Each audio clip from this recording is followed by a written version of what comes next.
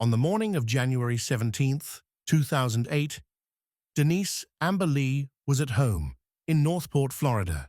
She was 21 years old, recently divorced, and focused on raising her two young children. Nothing about that day suggested it would end in tragedy, but within hours, Denise would be abducted in broad daylight. Multiple 911 calls would be placed on her behalf, and a series of communication failures would permanently change how emergency response is discussed in the United States. This is the case of Denise Amber Lee, and how critical minutes were lost when they mattered most. Denise lived in a quiet residential neighborhood in Northport, a growing city on Florida's Gulf Coast. That morning, her ex-husband dropped off their two sons at daycare. Denise returned home alone. Sometime after 3 p.m., a man named Michael King, a co-worker of Denise's ex-husband, forced his way into her home. King restrained Denise, bound her hands, and placed her inside her own car. He then drove away from the neighborhood.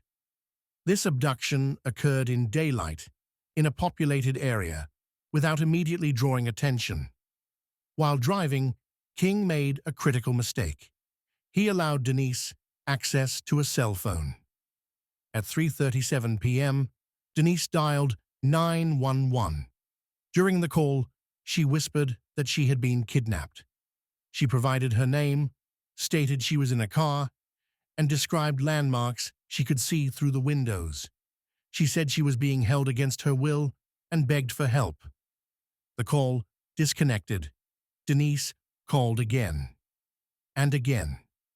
In total, Denise made 4 911 calls.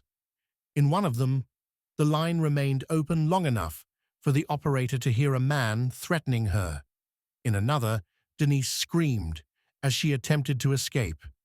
At the same time, multiple witnesses also began calling 911. One driver on Interstate 75 reported seeing a woman partially bound, trying to open a car door.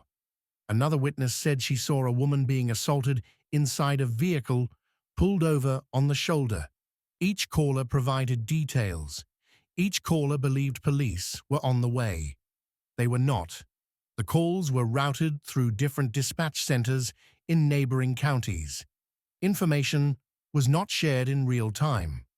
Denise's name was misspelled in the system. Her phone location data was never effectively triangulated. Patrol units were not immediately dispatched to the correct area. Despite the volume of calls, no officer arrived in time. At 4:26 p.m., Denise's phone went silent. Later that evening, King drove to a remote area in rural Charlotte County. There, he sexually assaulted and murdered Denise. Her body was left in a shallow grave.